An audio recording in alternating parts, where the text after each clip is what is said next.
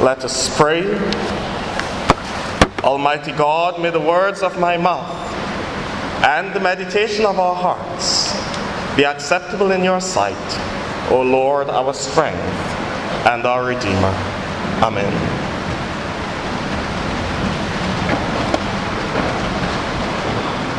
Some words from the book of the prophet Jeremiah, the 8th chapter, the 22nd verse.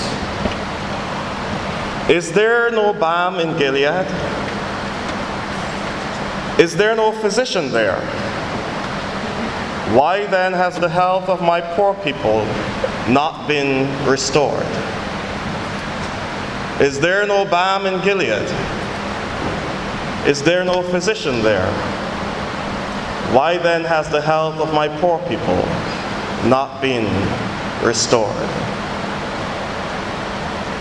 For those of you who would have attended our first session reflecting on the book of Amos, even in our first session you may have come to the recognition that the type of prophetic work carried out by the prophet Amos was really social activity. They were social activists, political activists, looking at the society of their time and pointing out the challenges that the society was facing. And they related these challenges to the people's lack of faith in God. Jeremiah, following in the vein of Amos as one of these independent prophets, one who is not dependent upon the government or the religious structure for his bread and butter, has a wide berth to deal with the challenges of his community without fear or favor. And that is precisely what he is saying about Jerusalem. Jerusalem and Judah altogether has lost its shine. They have forsaken the way of God, and everywhere you can see the degradation of the society. And Jeremiah likens it to a sick person. He likens the entire nation to a sick person. And he calls upon a time past when there was this one place in Israel that produced a beautiful perfume that had great medicinal value, Gilead. And he asks, where is the balm? Is there no balm in Gilead? Is there no physician? Why have my people not been restored? It is quite similar to the song sung by Stetson Wiltshire in 1989. The country sick, the country ain't well. See it as a person, and then you would tell. Remember that song? And how he went out to describe the country as an ailing person and all the ills that it had within it. Jeremiah is doing the same thing here. And he's appealing on the memory of the past, when the nation truly sought to serve God. And when they faltered, they were restored. But now it appears as though there is no balm left in Gilead. And there is no one there to restore the health of the nation. As we reflect on this particular passage, we can bring it to our own context in our small country here in Barbados. And it need not be reflected upon in a partisan way. We can look at it generally and speak of leadership. Leadership at the political level, leadership at the social level, leadership at the religious level. I'm sure that when many look around our country, they may be tempted to ask the very question that Jeremiah asked. Is there no balm in Gilead? Is there no physician here? Why have these people not been restored? Now we all know that our country has been going through some rough times, perhaps in the past decade or so. The world has been going through some rough times in the past decade or so.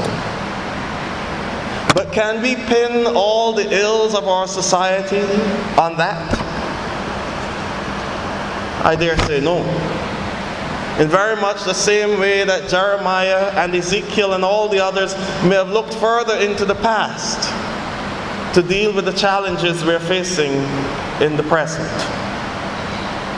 When we look at our society on a spiritual level, the question must be asked, is there no balm in Gilead?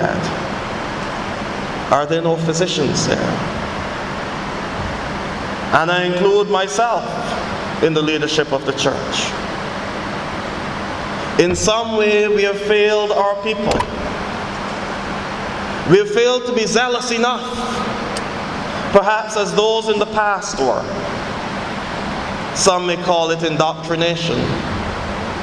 Some may even call it abuse. But they were very resolute in their faith. And just as is the case in many societies, every generation comes and lowers the bar, because my children should never go through what I went through. Not recognizing that a lot of what we went through made us who we are. Gave us the strength and the fortitude to deal with the challenges of this world. And perhaps because we failed to be strict, because we failed to teach and to guide, many of our children are now ailing, and there appears to be no balm in Gilead, for there is no one to tell them, come back. Let us not lose focus of the challenges we've had in our society over the past year or two, dealing with the attitudes of our children. Not something that they themselves caused, just the nature of the society in which they live and their upbringing. Let us not forget the incidents of children being rude to their teachers, talking back and fighting. Let us not forget the incidents of children not recognizing that it is a collective responsibility to keep our nation clean. Let us not forget these things, because though they may seem as though they are superficial wounds, there's a very deep problem within that needs some serious medication. In our recent census, as I will keep repeating, almost 1/4 of our society is pleased to say that they have no religion, no affiliation whatsoever. What kept our country strong and what kept our nation going for these 50 years that we're going to be celebrating in November was a strong faith of the people. A strong faith that enabled us to deal with the challenges of the time. These were not the only hard times that we faced in this country. We faced much worse times. But people had faith. What is going on today cannot be worse than what happened in the time of the Depression or at the time of the 1937 riots. But our people had faith. And they kept their children in check. And they guided them and they nurtured them. And they taught them, as another Red Plastic Bag song says from 1983, count the cost. Remember that? I like to do it. A little with content is great gain. That is how we grew up, isn't it? A little with content is great gain. But now, like the dishonest manager in the gospel. We've raised a generation of children, for we focus very heavily on academia, to the point where faith takes a back seat sometimes. I can't bring him to confirmation class because he has lessons. I don't think he can do confirmation this year because he has lessons. Who will guide him or her through the lessons? Who will guide him or her to learn and to achieve in this life? Do you think we do it on our own strength? It is through the guidance of God. It's through the grace of God. And that God must be the priority in our lives and in our children's lives. But we've taught them how to be prudent in this world. And here I'm speaking generally. I know there are some very good children and some very good young people around. The majority. But there's a loud minority that we need to pay attention to. We've taught them how to deal prudently with this world. But are we teaching them to procure life in the world to come? Are we teaching them where true riches really lie? And we see it playing out in our society. I've said it before, I'll say it again. We've been appealing for entrepreneurs for a long time. We have more entrepreneurs in this country than we can want. It is just where their focus is. Because when a fellow knows how to acquire goods and to move them through our society in such a way that nobody can ever find out. The poor agricultural ministry cannot find their cassavas yet. You could want more entrepreneurs than that. But it's where their mind is at. We've been appealing for agriculturalists for a long time. We have more agriculturalists in this country than we can possibly think about. But it is what the fellas are interested in planting. I say planting potatoes or cassavas. And the plants are growing very well, so they're good. But it's just that their minds are focused in the wrong places. And there's really a call for the balm of Gilead in our country, to reorient the minds of our people, to train them back to focus on God. And I blame myself, because we, the leadership, spiritual in this country, are more caught up with fighting against each other and saying whose doctrine is wrong or right, than seeking to bring our people just to the basic understanding of the essence of their existence. That is God. And unless our people know that they're being guided by God and God is seeking to guide them, they will continue to take the wrong path all the time. That is what Jesus said in St. John's Gospel. St. John's Gospel, chapter 12, Jesus said, "Be careful and continue to walk in the light, that the darkness may not overcome you." And that is not an abstract statement. When Jesus says in St. John's Gospel, continue to walk in the light, we can go back to the beginning of that Gospel to find out what he means. For the very first 4 verses of St. John's Gospel tells us how we should see Jesus. In the beginning was the Word, and the Word was with God, and the Word was God, and all things were made through him, and without him was not anything made that was made.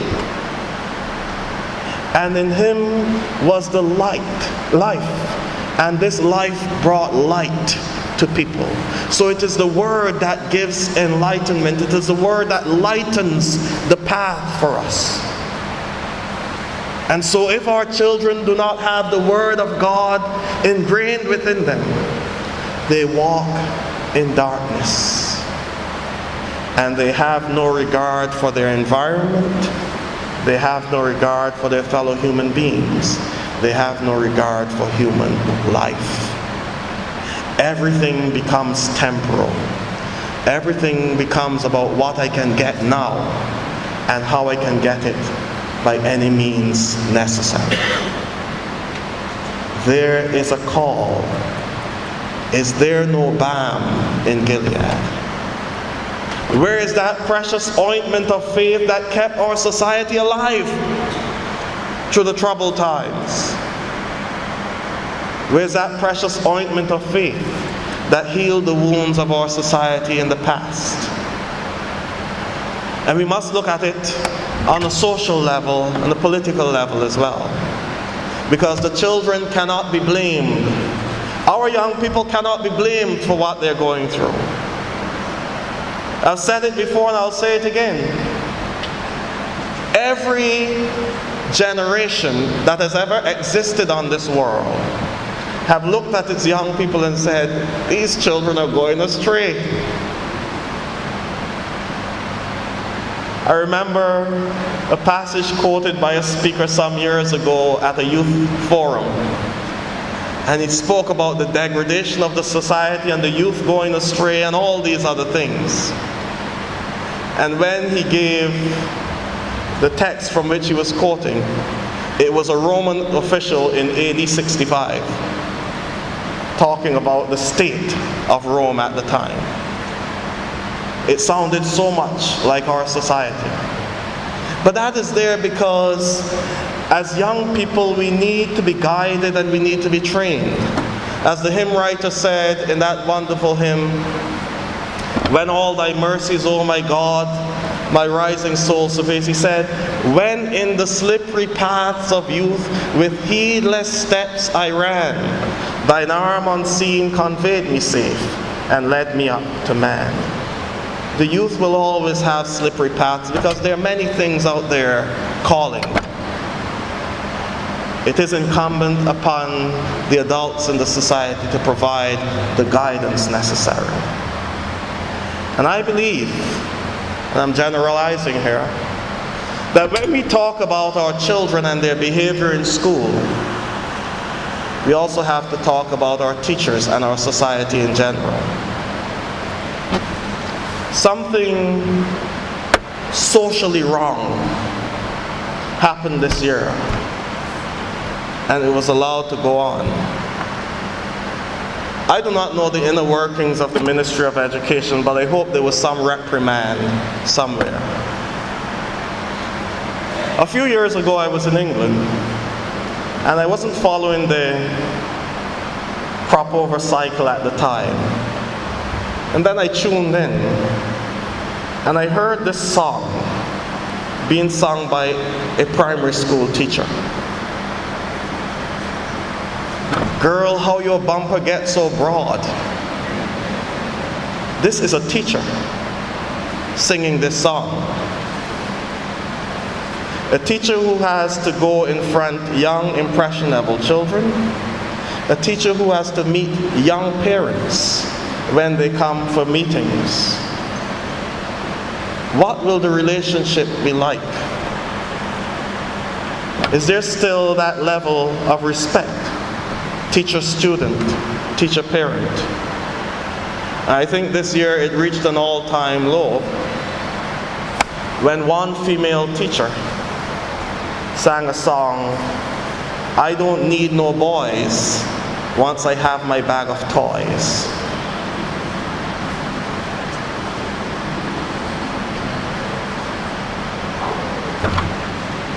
I'll leave that there for you to think about. But I see that as a serious social ill. And it will not only impact upon that teacher, but teachers in general.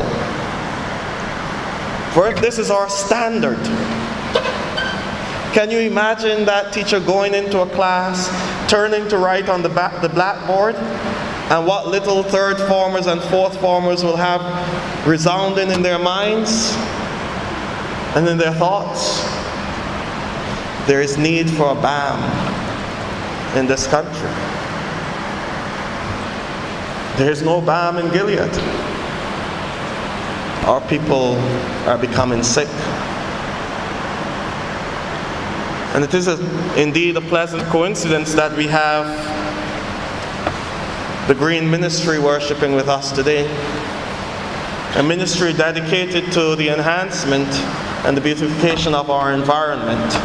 And you can see some of the wonderful work that they have already done outside. And later this week on Arbor Day, we'll have a tree planting ceremony on the pasture as we seek to beautify that area as well.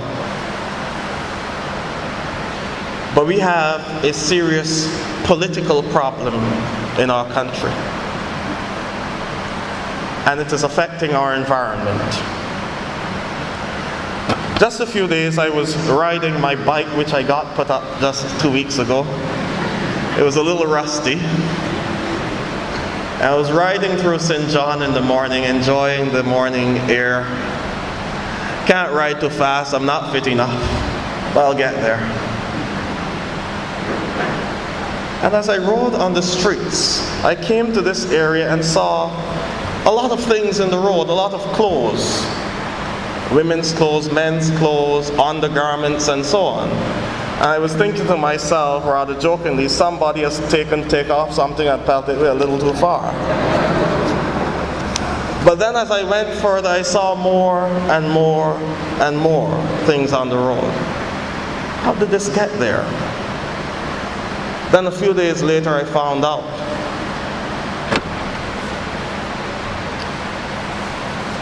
We do not have enough garbage trucks in this country to collect our garbage.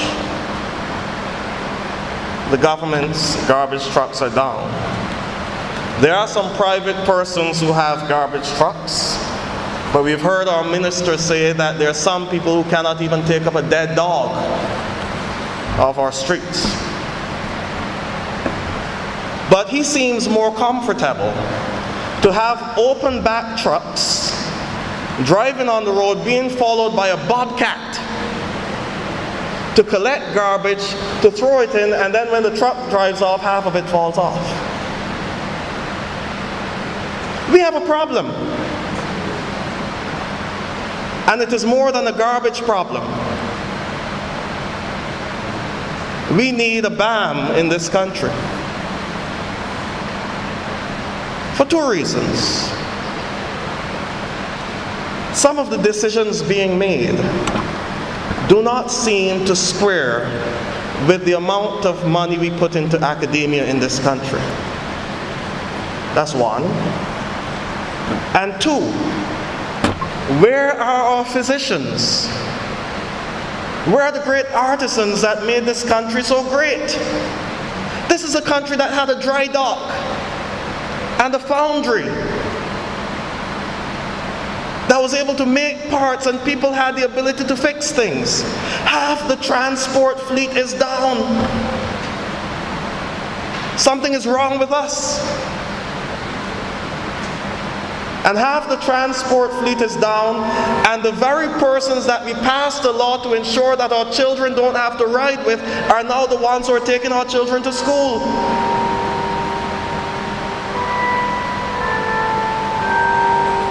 Is there no balm in Gilead?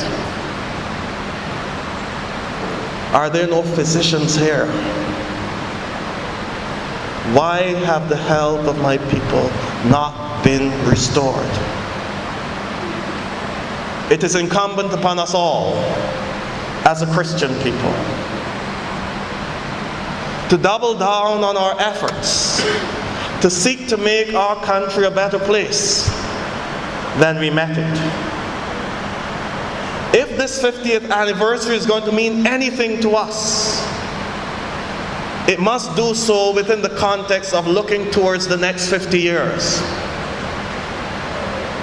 And if we are going to be looking towards the next 50 years, there is need for a balm in Gilead. There is need for a transformation in our society. And it has more to do, it is more than simply changing a government. we have to change in national consciousness, for it seeps into every facet of our society. And government come, government go. But if the ideology remains the same, if the consciousness of our people remains the same, there'll always be a cry, is there no balm in Gilead? Are there no physicians here? Why have the health of my people not been restored? I challenge us to look into the past. Find that balm which has been the faith that we sing about so much. The Lord has been the people's guide. And bring it into our time to salve the wounds that are currently seeking to destroy our society. Let us pray.